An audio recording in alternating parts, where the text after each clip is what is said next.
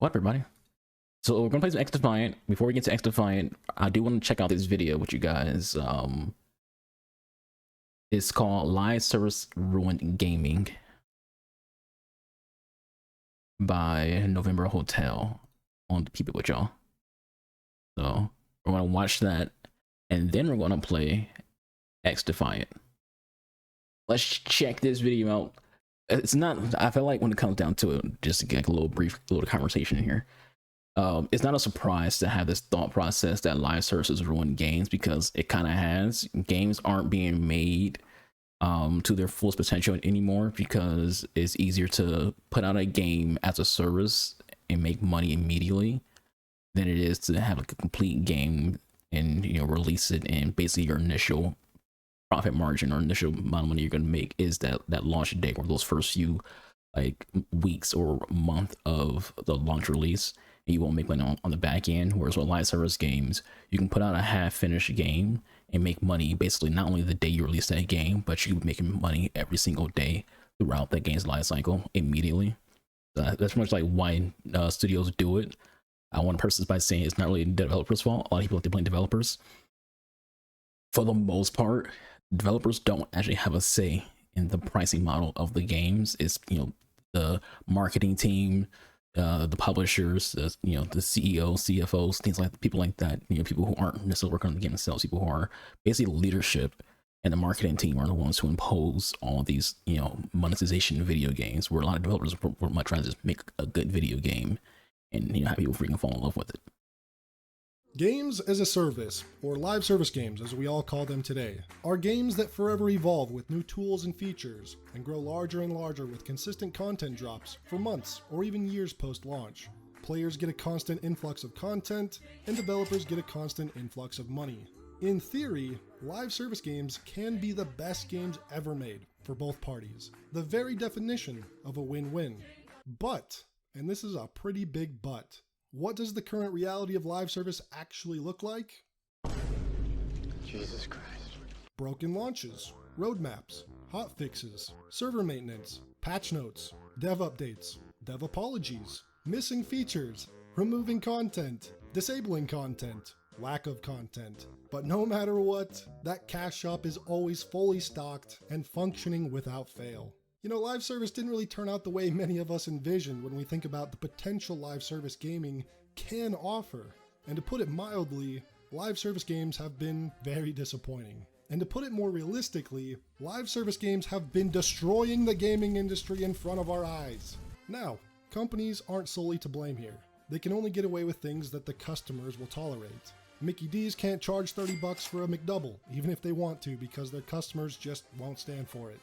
But in the gaming community, unfortunately, there's a large number of people that seem to really like that corporate COC. Like, this is what I was telling a friend of mine, or she was complaining about like Overwatch, and I was pointing out that like no matter what people do on the internet, all your complaining means nothing if at the end of the day you still make the transaction. Developers, marketing team, the CFOs, COs, the leadership, whoever, they do not care about Twitter outcry if at the end of the day they see that money going higher and higher and higher. If you sit and complain about whatever, but then you still go out and buy something, what reason? Why would they care to like not do those things if you are still going to pay for it?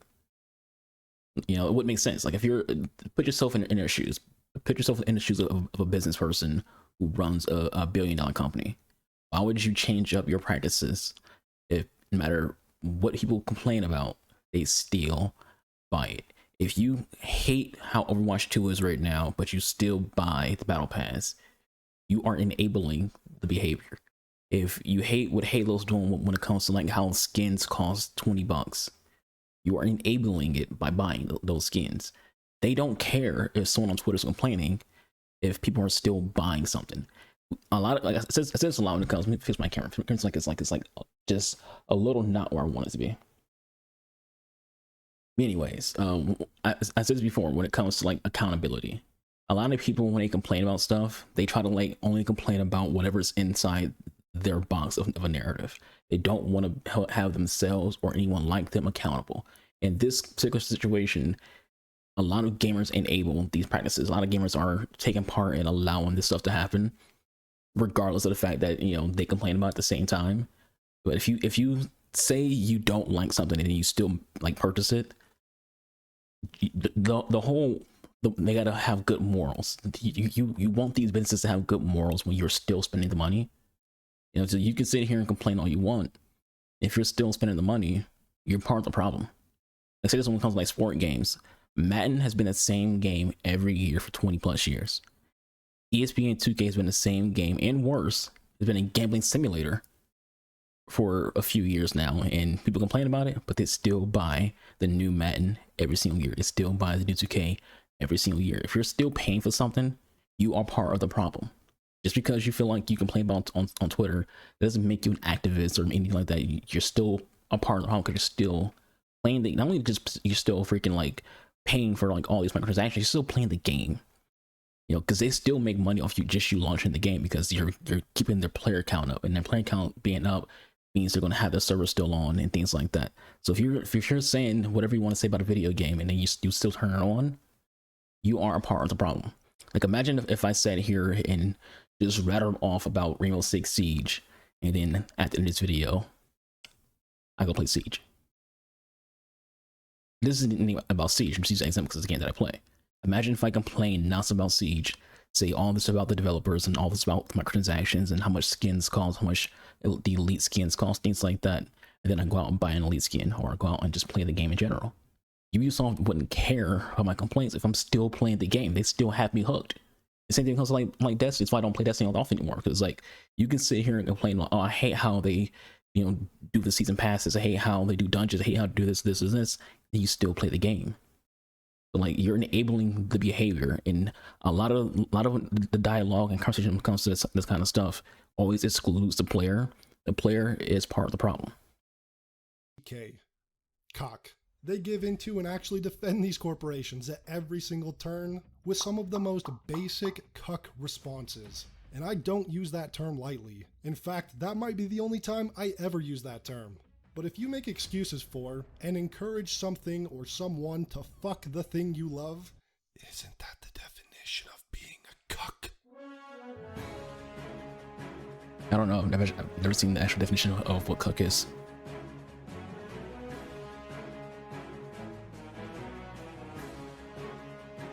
As someone who's been gaming since the early 2000s at a young age, seeing the industry decline to the level it sits today is genuinely sad. My gaming these days consists almost entirely of indie games and my backlog of old single-player titles from pre-2015, because even good single-player games these days are rarer than a Honey Tree Munchlax. But, ladies and gentlemen, gaming has never been completely devoid of corporate greed or bad game releases. But my god, are we in a rough place right now. And there are numerous things to point to when discussing where gaming went wrong, and each topic is deserving of its own video, but the one I want to shine a spotlight on today is the cancer that is live service gaming. And I think it's appropriate to start with something that's a bit of a double-edged sword with live service games. Get NFL Sunday Ticket on YouTube. Watching the video about capitalism and corporations, you see exclusively on Sunday YouTube Ticket. and YouTube.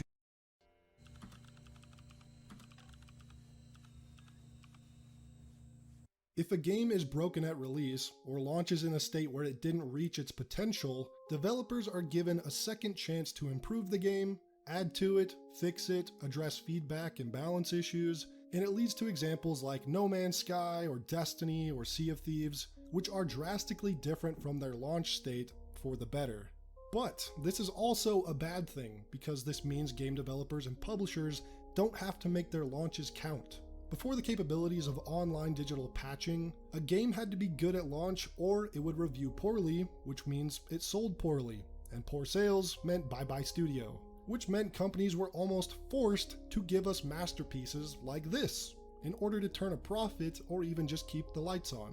But the convenience that comes with patching a game post-launch allows these studios to ship incomplete, buggy, imbalanced, and outright broken games with the promise of live service support to address feedback on these issues and fix them later.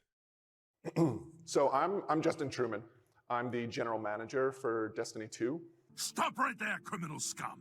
CEO at Bungie, Justin Truman, explained in a GDC conference that shipping a bad game at launch is completely intentional. Or in his own words, if you try and launch a new live service game in the 2020s, a simple fact is your game is going to suck at launch. And that's okay. Christ. Launch is not the end of your journey. Leadership. It's the beginning. Notice how he says it's just a fact it's going to suck. Really think about that. This is the creatively bankrupt mindset of the leaders at these game studios. And why wouldn't it be when there are people out here who will eat this shit up, defend it, and repeat it all day long? I can't tell you how many comments I've seen that say, "The game just launched, be patient." They've already got these dorks parroting this nonsense. And it was only a decade ago when even day one patches used to ruin the reputation of game studios and negatively impact sales at a release. Gamers would tear these companies to shreds online when they heard the words day one patch. Oh, you remember those? Like, he's not talking about it, but like what Angry Joe was like showing in that video. A lot of y'all too young to remember these days, but during the Xbox 360 and PS3 lifecycle, in order to play multiplayer, you had to have an online pass. And so if you bought a game used games don't come with online passes. You had to spend an extra $10 to get an online pass from wherever you got the game. So like, let's say you bought Battlefield Bad Company 2. Bad Company 2, if you bought it new, will come with a little piece of paper that has a code on it. That's your online pass. If you bought Battlefield Bad Company 2 used, you wouldn't have that code and you're trying to play online, and EA will message pop on your screen that you need to have this pass. A lot of shooters, a lot of games were doing that. Not every game back then was doing that, but a lot of shooters especially were doing that, where you had to have an online pass in order to play online multiplayer games, and it cost you $10 if you didn't have it. So if you're buying, it's like a way to make money off used games, because essentially, for those who don't know this, studios don't make money from used games. Used games, all that money goes into GameStop. So in order to like counteract the fact that they lose money on loose games, they started charging people for like basically to play online with an online pass.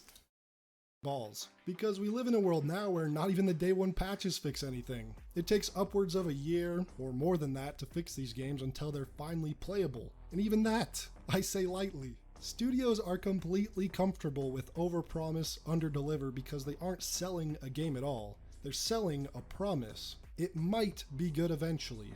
And the real plan is to never fully deliver at any point, because if you can keep dangling the carrot and print millions, giving the player the carrot would be like shutting off that printer. So they won't ever do that, unless they deem it no longer financially viable to do so. Which leads into my next point. All good things come to an end. Now this is also a double-edged sword, because we've all at one point said, "Oh man, I wish that didn't end. I wanted more." And with just a bit more things added or tweaked or changed, it would be perfect. In reference to either a game or a show or a good book, whatever it is, we've all said we wanted it to continue. But truly, all good things. And usually when we say things like that, though, we don't mean like we wish that one particular game had like, you know, more DLCs or be a live service. We kind of just were like, hey, I hope there's a fourth game or a third game or just a new game. So we're more so asking for a sequel than we are for like just continuing with the current products. So like, let's say you play Mass Effect 2 and 2 ends, you're like, oh, that was so good. I really hope there's a third game. And 3 comes out, you play the Mass Effect 3 and you're like, man, that was so good. Is Shepard alive? I really hope there's a fourth game so you can figure it out. Like, that's more so what people want when they say things like that, not, you know, I hope this one entity continues forever. Do come to an end. Case in point, The Walking Dead. Started off strong, kept people interested for a few seasons, then as it went on, it became monotonous and tiresome, and it lost its charm with no end in sight. The writing each season had to be structured in a way that allows for a never-ending story, and what started off as originally a pretty great story ended up leaving fans dissatisfied, maybe the fuck even is going on there? the time they spent The watching the stormtroopers? show, and the same can be true with gaming. If The Witcher 3 or BioShock or Fallout New Vegas didn't come to an end, they wouldn't be remembered for being these legendary games that they are. That is true. A Players story might have has to end for it to be resented remembered. Become disinterested, like with The Walking Dead.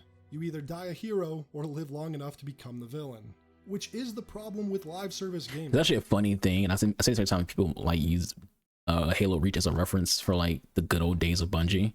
Halo Reach was actually like out, like when we were all playing Halo Reach, wasn't even like really like well received. Like it had good reviews, but the player base actually didn't like resoundingly love Halo Reach, which is why eventually Bungie, left Microsoft and things like that. Halo Reach, for people who were playing the game, like myself, my friends, we ended up playing more custom games than actual multiplayer games because multiplayer was kind of trash. We didn't like how the DMR was handling and working. We didn't like how the armor abilities work. People hated armor lock and hated how some maps would just become like people camping, grabbing lists with swords or shotguns. So for the most part, a lot of people on Halo would just sit and play custom games or like forge maps and infection and duck hunt, things like that. A lot of times people talk about Halo Reach, they talk more about those moments, like playing duck hunt, playing custom games with their friends, than actual gameplay, because Halo fans actually didn't even like Halo Reach until years go by and we look back on like, oh, I remember the good old days of Halo Reach. Was more so is referring to the campaign and Noble 6 and things like that than the actual gameplay. So Bungie's glory days were more so, if you ask like a real Halo fan, like the real Halo fans, they will say the glory days of Bungie was Halo 3, not Halo Reach. Especially MMO games or story-driven looters. There's usually 3 outcomes with these games. Either you stick around forever, you walk away upset you wasted so much time and money on it, you're pissed you wasted so much time and money on it, but you're already so invested that you feel like sunk cost fallacy. Stick around. You have to see it through. And this is what's known as sunk cost fallacy. And game studios spend millions trying to figure out just how to exploit that weakness we all have.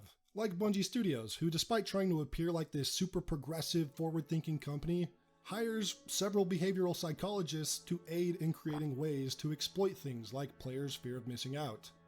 And think about that when you're someone who in 2023 is wishing Bungie was making a new Halo game. Halo, again, it's almost the fantasy of what Bungie used to be with Halo 3, now what Bungie is right now. Bungie goes out of their way to make a mental health resources tab on their website. It feels a little bit performative when they actively spend millions on ways to exploit players' addictive tendencies, create anxiety from FOMO-heavy game design, which then leads to burnout.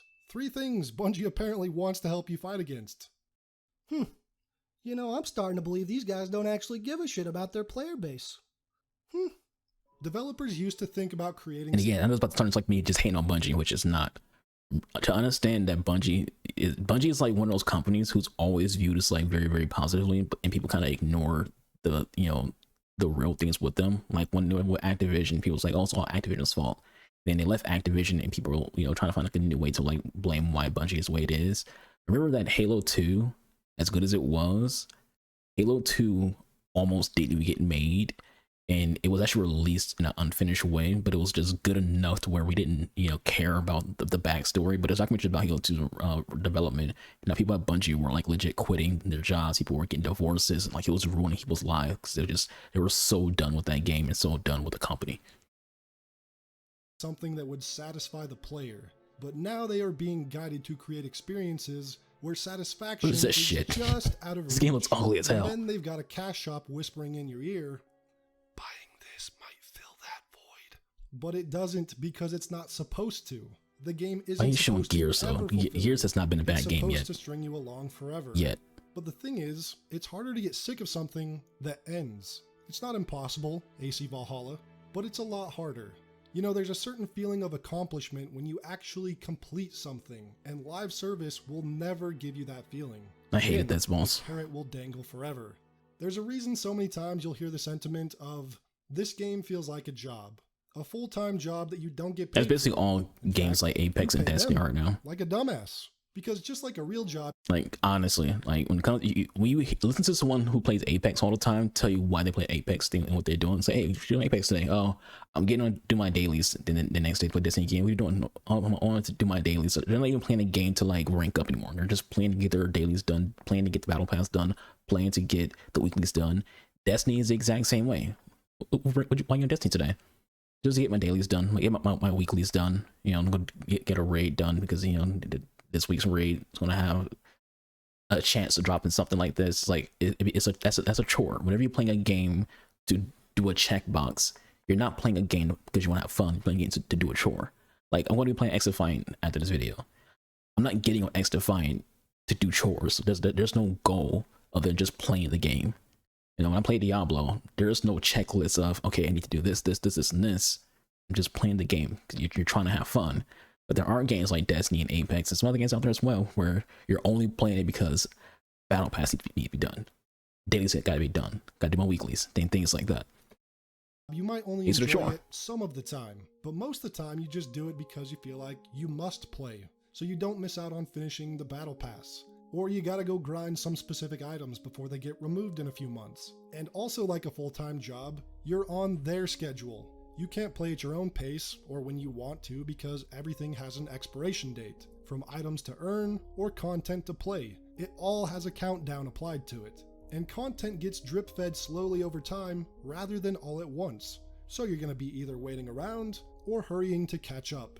And this is why you're often punished for taking a break in these games. And if it's a PvP game like Apex or Fortnite, good luck trying to return to these games after taking a few months off, because the strict skill-based matchmaking paired with the fact that the game is filled with players who did not take a break makes your chances of winning or even standing a chance at winning pretty low, unless you start grinding it like a full-time job again. And what this means for a lot of players is you're locked into 1, maybe 2 live service games because there's only so much time in a day. You can only spread yourself too thin. Forget having time to play indies or single player titles, because the live service games you're playing don't want you to. Having FOMO in these games isn't just so you keep buying their content, but to actively keep you away from the competition. It's designed so that you don't play any game but this one. Not because it's so good, but because they give you too many reasons to be scared of leaving. So you can see the potential problem with companies chasing the live service game trend. The market is already very oversaturated, and it's hard enough to juggle the time between any of these games for a lot of players. So for a new live service to release, it has to be absolutely incredible in order to pull players away from what they're already invested in. Now the problem here is, most of them aren't incredible, or even good for that matter, because they were solely created to chase that trend. Now the result of this are countless live service games getting 86'd mere months after release, even though there's been plenty of fans that have spent hundreds if not thousands on in-game purchases. Games that might have otherwise been pretty decent if they had focused on what made sense for their concept. You know what's funny about this game in particular, Marvel Avengers? When they shut down this game, they actually made all the content free. So if you paid money for like all the skins and stuff, all that shit became free. Live service elements.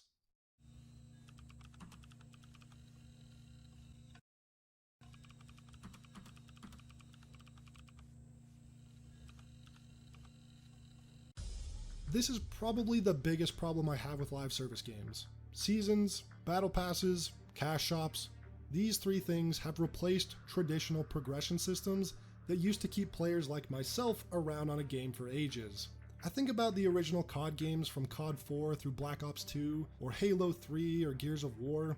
These games had progression systems that revolved around unlocking good-looking cosmetics or earning prestigious items through the gameplay experience. In fact, Call of Duty games had a literal prestige system that gave you a new icon next to your gamer tag each time you reset your rank, and would also unlock extra custom class slots, among other things. You could also work towards things like pro perks that would be unlocked by completing various challenges while using those specific perks. Camos and skins that would unlock on XP and challenges completed with specific weapons. And in Black Ops 1, there were even COD points that were actual in-game currency.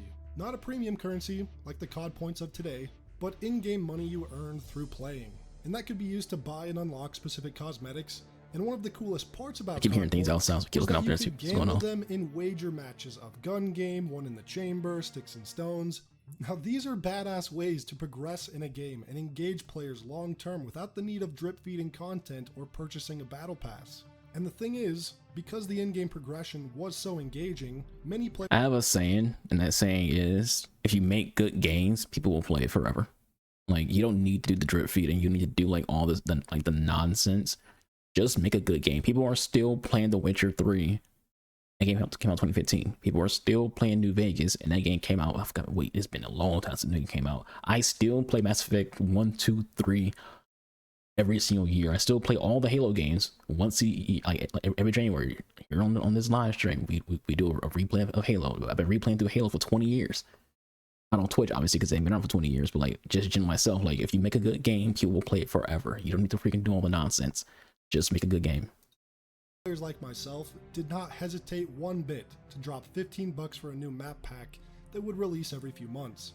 The core game's foundation was so strong that map packs only added to the already great experience. Now you compare that to the Call of Duty of today, where almost all forms of in-game progression are completely gone, like prestige, pro perks, in-game currency, and has been completely replaced by battle passes and the cash shop. Sure, the content post-launch is free, but if you pay attention to said content, you know just how much bullshit they feed you with that promise. For one thing, Call of Duty games now launch with far less content than they used to. A game like Black Ops 2 launched with 15 multiplayer maps, and after its 4 map packs, there were a total of 31 maps, and zombie maps and weapons and camos and things like that as well. But with the latest Modern Warfare 2, it launched with 10 maps, and has since reskinned 3 maps from previous older CODs, and only added 2 new ones, making its total 15 so far, which is pretty pitiful, because that's what Black Ops 2 started off with. So not only are we getting much less content, probably content that was cut from the base game and just drip fed over time, to be honest. I will say, like, this isn't me like trying to defend Call of Duty, but I will say that there were going to have more maps at launch, but they had to remove, I think, 2 maps. Like, it's still less because that means it's just been 12 at launch instead of 15 at launch. Oh, well, instead of 10 at launch. But they did remove, I think, 2 maps because there's like legal issues. Like one was like we played it in a beta. It was like this museum map, and so the Smithsonian Museum IRL was threatening to sue Activision over the map, so they had to take out the game. Which actually there was a gameplay of that in this video. I think there's another that got taken out as well. I think it was like a hotel or some shit like that. But the progression systems have been replaced with $10 battle passes and $20 cosmetic bundles. And I don't know about you, but I'd rather spend 30 bucks to get 8 maps, a new weapon, a couple zombie maps, than to spend 30 bucks on a new Black Cell Battle Pass bundle. And this same example can be applied when comparing any modern day live service to the version of themselves from the past. So when players say something like, hey, just ignore the cash shop, or you don't have to buy the battle pass, the problem is that these systems have overridden in-game progression systems entirely. So you either ignore them and have nothing to work towards or unlock, or you go ahead and buy into the systems, which are objectively less engaging than previous systems, and only keep you around because there's an expiration date attached to it. You're playing more out of FOMO than enjoyment of the progression experience itself, because games are now solely designed around FOMO and whales.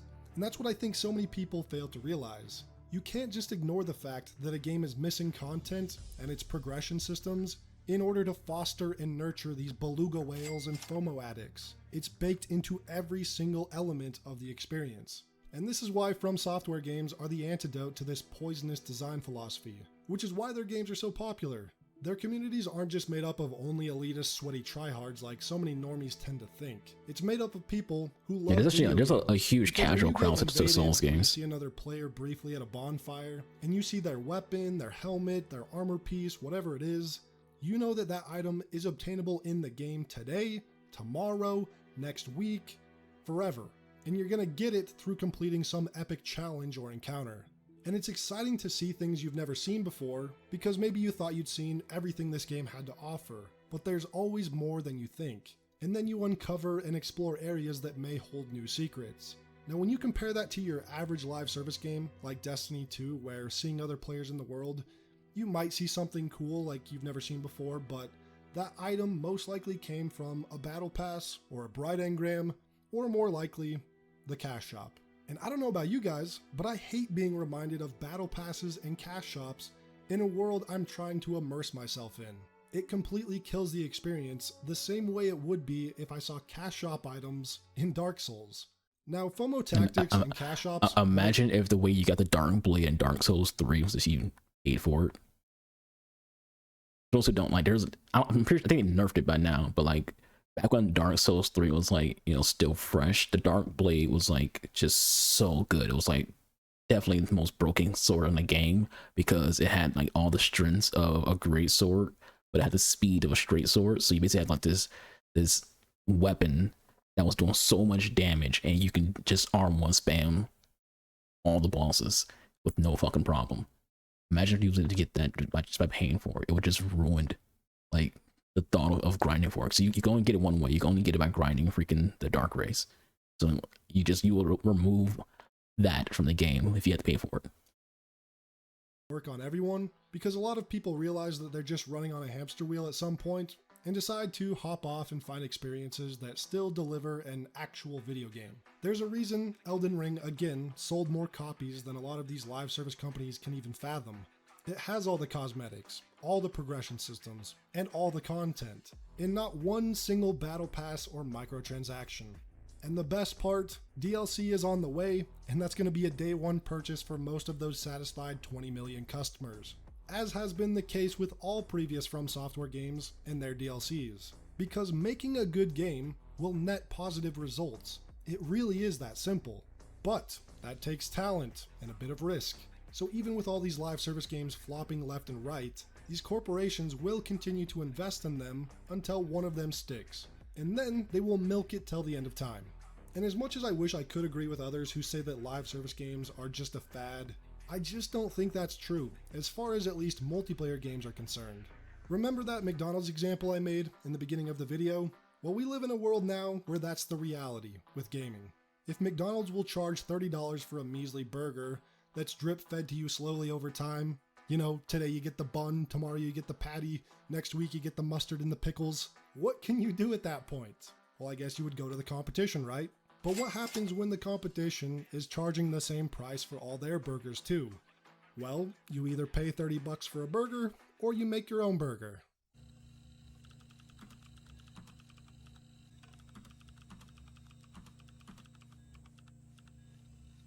Oh, holla. That trash. Excuse you. Speaking of trash. And I guess making your own burger means single player gaming. Now, unfortunately, lots of single player games these days are also live service in more ways than a few. I think Ubisoft has been one of the largest examples of monetizing their single player experiences through all the old fashioned ways like deluxe editions and pre-orders, but they were some of the first to actually put in microtransactions for their single player games. And at first it was just a couple cosmetics, then it was loot boxes, then time savers and XP skips, but in 2020 with Assassin's Creed Valhalla, I feel like they really did create a completely live service single player game. It had all the previously mentioned items, but also premium currencies, events and holiday events, limited time items, features like icons on the map that are sold for extra, and multiple expansions that cost almost as much as the base game. To be completely honest, it was awful, but people loved that shit, so it made them over $1 billion. The more Assassin's Creed game made the most Assassin's Creed money. Transactions, but a lot of them are in that ballpark.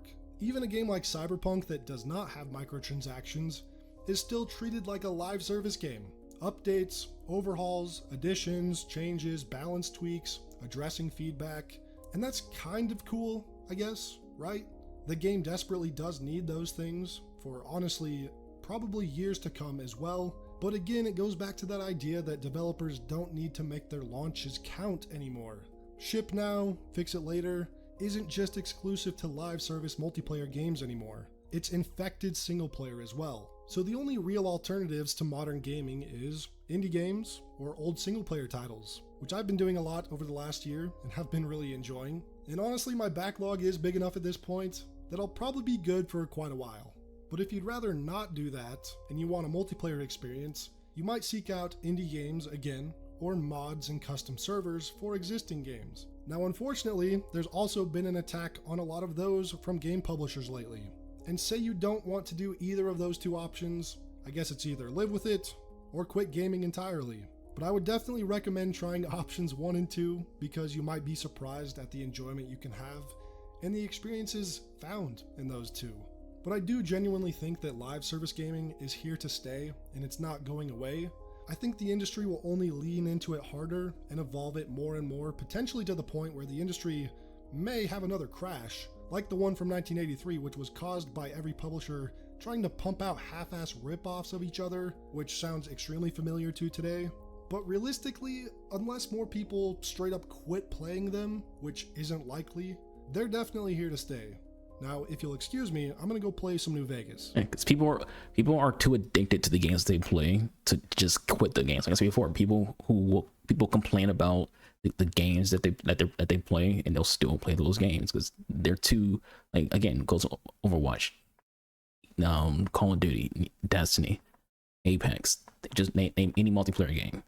People who complain about those games that still play them, they won't stop playing those games because they're addicted to it. But it's just a good video. It's also just in general good and true topic. I love going back and play single player games, which is why I do it a lot. I replayed through a lot of games. They never get old because they're just that good. See the video I like. We'll link it in chat as well. Because it definitely was a good video, well thought out, good examples. It probably took them freaking like a month to make.